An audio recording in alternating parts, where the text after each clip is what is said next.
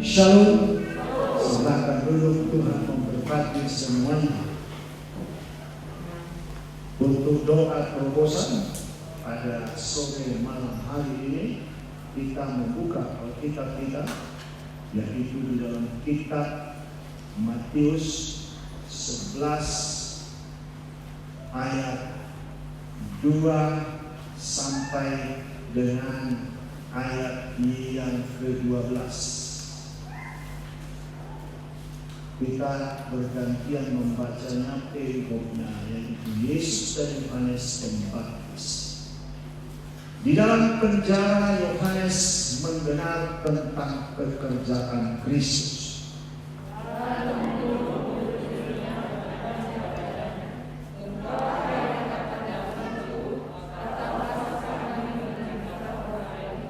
Yesus menjawab mereka, "Pergilah dan katakanlah kepada Yohanes apa yang kamu dengar dan kamu lihat.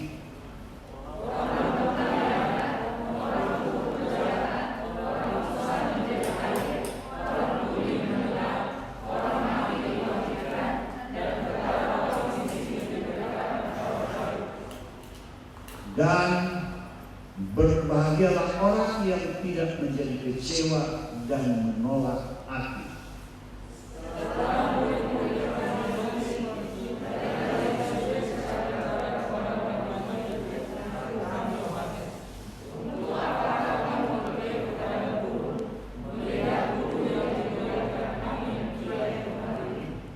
Atau untuk apakah kamu pergi? Melihat orang yang berpakaian halus. Orang yang berpakaian halus itu tempatnya di istana raja. Jadi apakah kamu pergi melihat nabi? Benar apa yang aku berkata kepadamu, bahkan lebih daripada.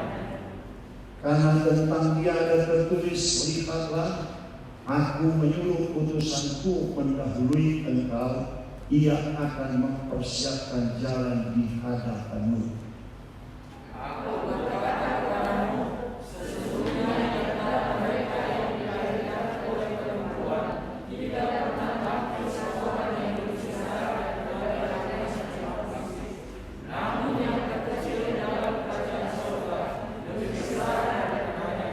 Sama-sama, sejak tampilnya Yohanes Pembaptis hingga sekarang, kerajaan surga diserang dan orang yang melawannya mencoba menguasainya. Demikianlah firman Tuhan yang telah kita baca pada malam hari ini. Dan jelas apa yang telah kita baca ini, yaitu dikatakan di dalam penjara Yohanes mendengarkan tentang Yesus Kristus. Dan Yohanes menyuruh murid-murid untuk bertanya kepada Yesus, "Apakah engkau yang akan datang itu, atau haruskah kami menunggu orang lain, atau menantikan orang lain?" Jadi inilah pertanyaan dari Yohanes, padahal Yohanes telah melihatnya dan telah mendengarkan pengajaran Tuhan kita Yesus Kristus. Tetapi ketika dia dalam penjara dan mendengarkan apa yang telah dilakukan oleh Tuhan kita Yesus Kristus, dia bertanya. Dan datanglah murid-murid itu menyampaikan kepada Yesus. Dan ketika disampaikan kepada Yesus dan dikatakan, "Pergilah dan katakanlah kepada Yohanes apa yang kamu dengar dan kamu lihat." Dia melihat dan dia mendengar. Yang buta dapat melihat, orang lumpuh dapat berjalan, orang kusta menjadi tahir, yaitu Tuhan Yesus menyembuhkan orang yang sakit kusta, orang tuli mendengar, orang mati dibangkitkan oleh Yesus Kristus, dibangkitkan anak seorang kepala rumah ibadah Yesus membangkitkan dari kematiannya. Lazarus dibangkitkan oleh Yesus Kristus. Dua orang yang buta disembuhkan oleh Tuhan Yesus Kristus. Ketika orang buta itu bertanya kepada Yesus, apakah engkau dapat melakukan mukjizat terhadap kami? Apakah engkau dapat menyembuhkan kami? Apakah engkau mau? Dikatakan kepada Tuhan Yesus. Maka Yesus mau menyembuhkannya. Dan Yohanes melihatnya. Yesus mengusir kuasa kegelapan dari orang Gerasa dan dibebaskan dari kuasa-kuasa kegelapan itu. Apakah engkau tidak melihatnya dan tidak mendengarkannya? Hai Yohanes, saudara yang diberkati, kepada kita juga timbul pertanyaan, apakah engkau tidak melihat mukjizat-mukjizat Tuhan di dalam kehidupan kita? Mukjizat terjadi, bahkan tadi pagi mukjizat terjadi yang luar biasa. Seorang anak hamba Tuhan jatuh dan tidak bernyawa lagi. Dan mamanya udah nangis berteriak-teriak histeris. Tapi hamba Tuhan berlari, didoakan, direbut dunia orang mati itu, maka terjadilah kesembuhan. Bukan dokter dunia yang dipanggil, bukan ambulans yang dipanggil. Kalau ambulans yang dipanggil, maka kita menyerahkan anak itu menjadi mati. Tetapi kita lewat dan kesembuhan terjadi, dimuliakanlah nama Tuhan. Apakah engkau tidak melihat itu Yohanes? Apakah engkau tidak mendengarkan itu? Kalau telah mendengarkan, jangan lagi engkau khawatir.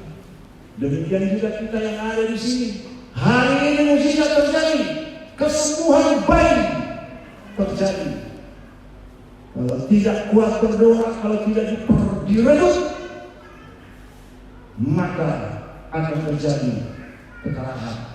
Tetapi kita umat pemenang, lebih dari pemenang. Itu yang terjadi pada hari ini.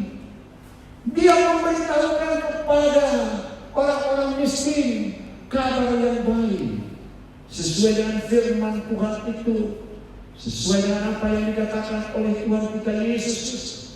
Roh Tuhan ada padaku, Dia telah mengurapi aku untuk memberitakan kabar baik kepada orang-orang miskin. Jadi Yesus memberitakan kabar baik kepada orang-orang miskin, yang miskin pengetahuannya tentang firman Allah, tentang Injil. Miskin secara fisik, tidak mampu, tidak punya apa-apa. Tapi Yesus datang untuk memberitakan kabar baik kepada orang-orang miskin itu. Dan Dia telah mengutus aku untuk membebaskan orang-orang tawanan, kata Tuhan Yesus Kristus.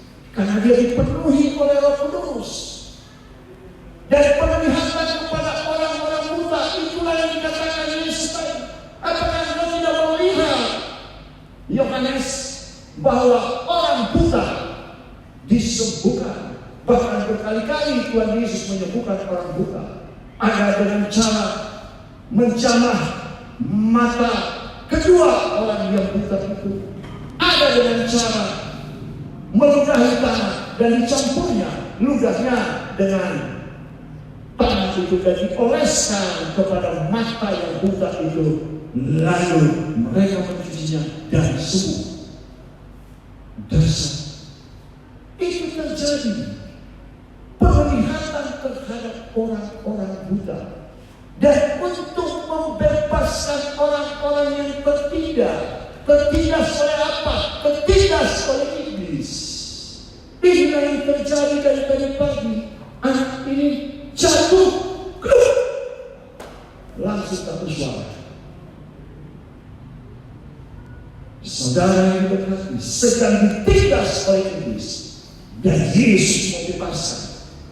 Penindasan yang dilakukan oleh iblis itu. Oleh karena itu, mari kita sungguh-sungguh kita percaya kepada Yesus. Kalau Yohanes bertanya, apakah engkau yang datang itu atau kami menantikan lagi yang akan datang? Yohanes ada pun kekuatan. Tapi karena kita sudah tahu sekarang, saudara jangan khawatir.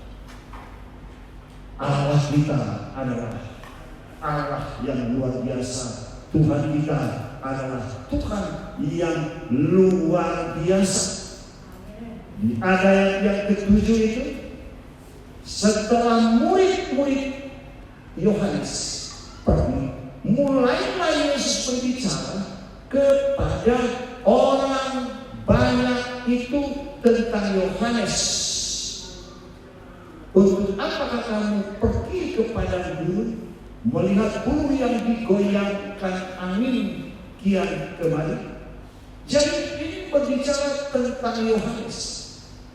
Jadi Yesus berbicara tentang Yohanes, di mana Yohanes ini tidak bisa dikalahkan oleh siapapun. Ini menunjukkan bahwa Yohanes itu mempunyai karakter yang benar. Yohanes ini mempunyai karakter Kristus ada padanya. Yohanes ini adalah orang yang berani berkhotbah belak-belakan. Iya, katakan ya, tidak katakan tidak.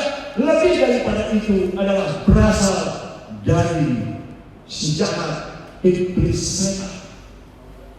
Ketika orang-orang Yahudi melihat bagaimana Herodes itu buat dosa tentang perselingkuhan, tentang perzinahan, tetapi Yohanes menegur Herodes tentang Herodias, istri dari Filipus saudaranya itu, supaya engkau tidak mengambil dia sebagai istrimu.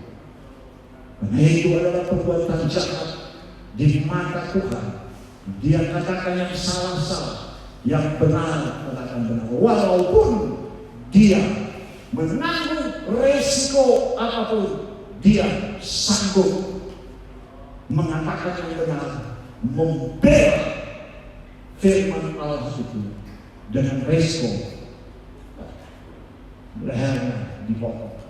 Saudara yang diberkati oleh Tuhan, itulah Yohanes, tidak bisa digoyang seperti bulu. Dikatakan tadi, setelah murid-murid Yohanes pergi, mulailah Yesus berbicara kepada orang banyak itu tentang Yohanes. Untuk apakah kamu pergi kepada bulu, melihat bulu yang digoyangkan angin yang kembali? Jadi Yohanes itu bukanlah sebagai bulu yang dapat digoncangkan ke sana kemari. Atau kalau pepatah dunia ini sekarang, tidak seperti pohon pisang di atas bukit, kemana angin disitulah dia ikuti. Dia tetap pada pendirian, yaitu hanya percaya kepada Yesus, menyatakan firman Allah. Jadi kita harus menyatakan firman Allah, jangan ragu-ragu. Ya katakan ya, tidak katakan tidak. Kita hamba-hamba Tuhan, marilah kita mengikuti prinsip ketekunan Yohanes, yaitu memegang perintah Allah. Lalu dikatakan di situ, atau untuk apakah kami pergi melihat orang yang berpakaian halus, orang yang berpakaian halus di tempatnya di istana raja? Jadi untuk apakah kamu pergi melihat Nabi? Benar, dan aku berkata kepadamu, bahkan lebih daripada Nabi, karena tentang dia ada tertulis, lihat, aku menyuruh utusanku mendahului engkau. Ia akan mempersiapkan jalanmu, ia akan mempersiapkan jalanmu di hadapanmu. Saudara yang diberkati oleh Tuhan, ini berbicara tentang kedatangan Tuhan kita Yesus Kristus, dan didahului oleh Yohanes untuk memberitakan, luruskan jalan baginya, ratakan jalan baginya. Yesus akan datang. Dan Elia mendahului dia, ya, untuk mempersiapkan umat yang layak bagiku. Ya, dikatakan itu sebelum Yesus datang, dipersiapkan kedatangan Tuhan kita Yesus Kristus itu. Dan ayat yang 11, aku berkata kepadamu, sesungguhnya di antara mereka dilahirkan oleh perempuan tidak pernah tampil seorang yang lebih besar daripada Yohanes Pembaptis, namun yang terkecil dalam kerajaan surga lebih besar daripadanya. Sejak tampilnya Yohanes Pembaptis hingga sekarang kerajaan surga diserong dan orang yang menyerong mencoba menguasainya. Jadi Bapak Ibu yang dikasihi oleh Tuhan, masih berbicara tentang Yohanes dan juga Tuhan kita Yesus Kristus. Jadi Yohanes ini lebih besar dari siapapun yang dilahirkan melalui rahim seorang wanita. Tetapi yang terkecil di kerajaan surga, yaitu Tuhan kita Yesus Kristus, lebih besar dari kuasa di dunia ini. Dia mengambil rupa manusia, dia diinjak, dijadikan kesek kaki, yaitu dulos. Dan Yesus tidak membalas apa yang dilakukan kepadanya. Dia dibunuh. Bahkan dikatakan oleh Yesus Kristus, mereka tidak tahu apa yang mereka lakukan. Saudara yang diberkati oleh Tuhan, ini penuh kesalahan. Apakah kita juga sadar? Haleluya. Bapak Ibu yang dikasihi oleh Tuhan, di dalam grup WA saya masukkan tentang pelayanan kita kemarin, pelayanan pelepasan. Sebelum dibaptis harus diadakan doa, yaitu pelepasan. Sesuai dengan firman Tuhan yang berkata, bertobat, beri dirimu dibaptis, dosamu diampuni, dan engkau akan menerima karunia roh. Jadi apa yang kami lakukan hari Kamis yang lalu, kemarin, yaitu 17 orang pelepasan, dan semua dirawat oleh Tuhan. Jadi saya masukkan di agro para hamba-hamba Tuhan GBI Surabaya. Dan ketika saya masukkan di agro itu, ada saja yang tidak senang, ada saja yang membenci. Saudara yang diberkati, dan saya katakan kepada mereka bahwa pelepasan ini harus dilakukan terhadap orang yang akan mengalami baptisan, karena itu adalah persyaratan pertama. Kalau dibaptis tanpa pelepasan, maka akan kembali lagi roh jahat itu nanti. Bahkan 7 roh jahat lainnya akan kembali, dan keadaan orang itu lebih parah lagi. Bapak Ibu yang dikasihi oleh Tuhan, inilah yang disebut kerajaan surga diserong orang yang menyerongnya mencoba menguasai. Jadi kita memberitakan firman Tuhan, kita memberitakan yang benar sesuai dengan Alkitab, tetapi ada orang yang menyerongnya, ada orang yang tidak senang, ada orang yang membenci, ada orang yang tidak puas. Saudara yang diberkati oleh Tuhan, oleh karena itu hati-hati untuk mengatasi orang-orang yang menyerong kerajaan surga ini. Kita harus waspada, karena firman Tuhan berkata di kitab 1 Petrus 5 ayat yang ke-7 tentang musuh kita. Serahkanlah segala kuatirmu kepadanya dan ialah yang memelihara. Dan ayat yang ke-8 itu dikatakan, sadarlah dan lawanmu si iblis. Ia berjalan berkeliling bagaikan singa yang mengaum-ngaum. Ia mencari orang yang dapat dia telan. Hati-hati, iblis sedang menyerang kerajaan surga. Artinya iblis sedang menyesatkan orang-orang Kristen. Bahkan bukan hanya orang Kristen, pendeta pun disesatkan. Makanya kita pendeta hamba Tuhan harus banyak baca firman, banyak baca Alkitab ini. Boleh kita baca buku lain, tetapi kalau sudah masuk pikiran orang di dalam buku itu, kembali kepada back to back, itu yang paling baik.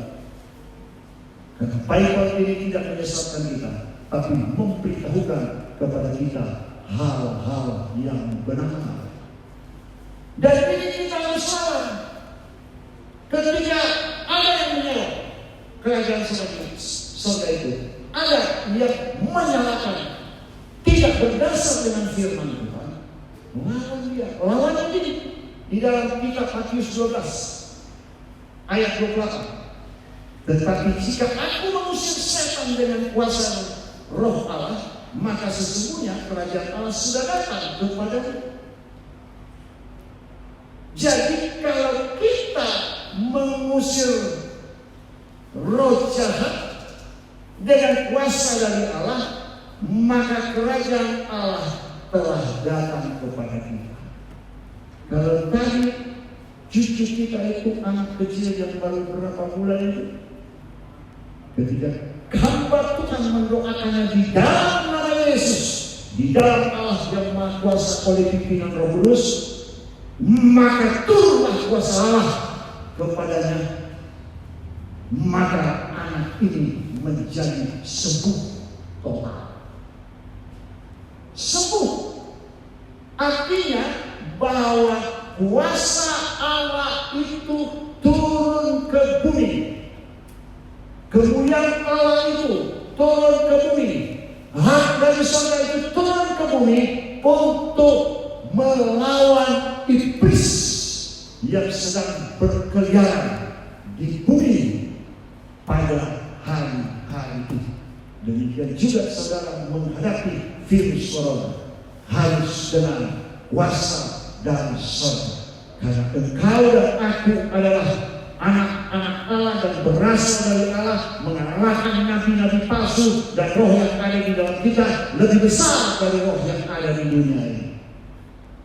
Saudara yang diberkati oleh Tuhan, beberapa hari yang lalu saya kami di Pekanbaru, Senin, Selasa, seorang ibu menelepon, Pak, keadaan saya begini, waktu saya pergi ke salon, maka saya dikatakan begini.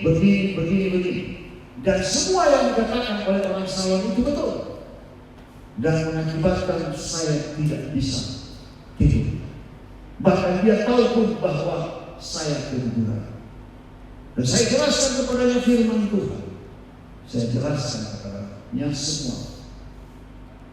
Dan Roh Kudus memberitahukan kepada saya bahwa begini. Pernah? Oke.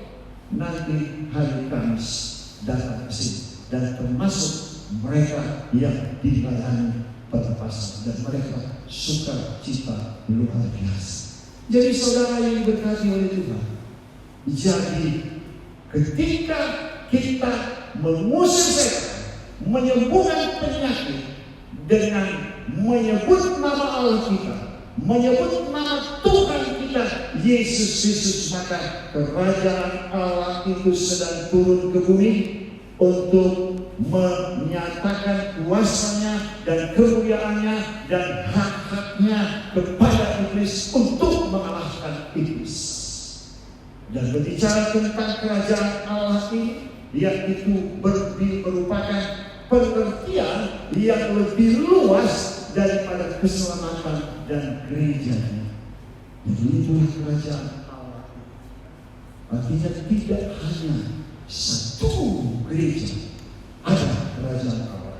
Dimanapun kita memakai nama Yesus itu, nama yang ajaib, nama di atas segala nama itu, maka ada Allah kita di situ, ada Tuhan kita Yesus Kristus di situ. Makanya kita harus benar-benar mengasihi Tuhan dan melakukan firman Tuhan itu di dalam kitab Yohanes 14 ayat 23. Dikatakan di situ, jawab Yesus, jika seorang mengasihi aku, ia akan menuruti firman-Ku, dan Bapa-Ku akan mengasihi dia, dan kami akan datang kepadanya dan diam bersama-sama dengan dia. Ini luar biasa. Jadi jawab Yesus, jika seorang mengasihi aku dan menuruti firman-Ku, maka Bapa-Ku mengasihi dia, dan kami bersama-sama datang kepadanya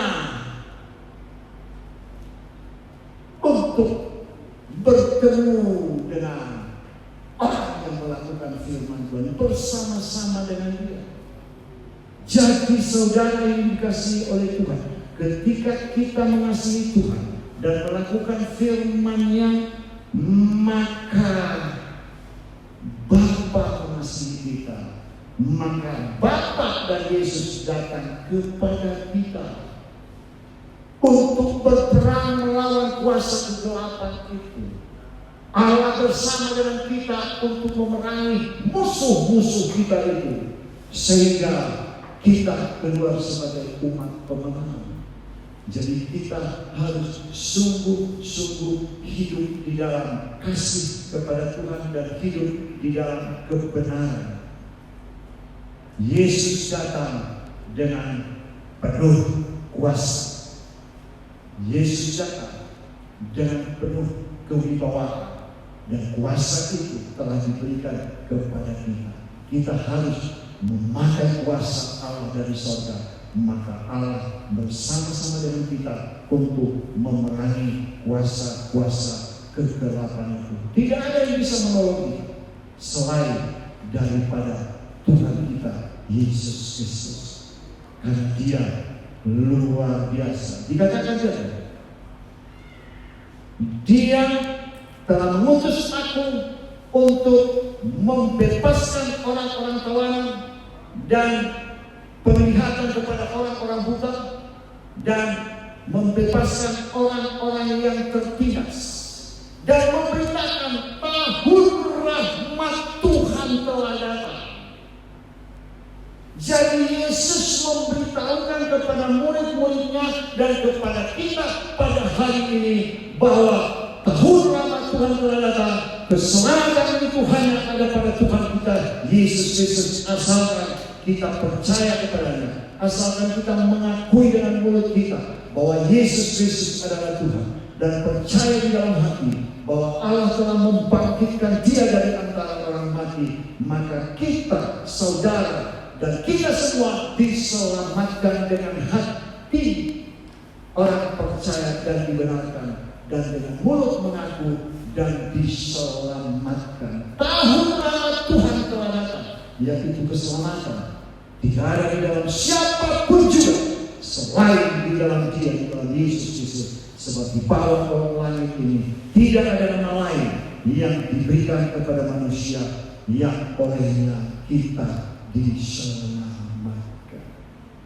Mungkin ada yang sakit hari ini, nanti kita undang ke depan untuk kita doakan. Atau ada keluhan-keluhan lain, kita undang maju ke depan pada sore hari ini. Mungkin ada yang belum punya jodoh, pengen punya jodoh, ya kita doakan supaya saudara mendapatkan pasangan hidup. Amin. Mari kita bersama-sama.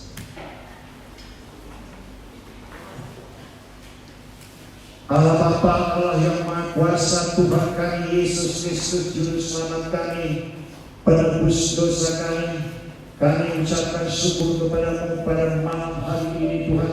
Kami telah mendengarkan kebenaran firman-Mu tentang Yesus dan Yohanes Pembaptis, dan kami percaya firman-Mu ini tidak kembali dengan sia-sia. Firman-Mu hidup, kuat, tajam, lebih tajam dari pedang bermata dua manapun, yang menusuk amat dalam, sanggup memisahkan jiwa dan roh, sendi-sendi dan sumsum, dan dapat membedakan pertimbangan pikiran manusia. Dan firman-Mu ini Tuhan berakar, bertumbuh, berkuasa, berakar, bertumbuh, berbuah dan berkuasa di dalam hidup kami. Terima kasih Tuhan Yesus. Terima kasih Tuhan Yesus.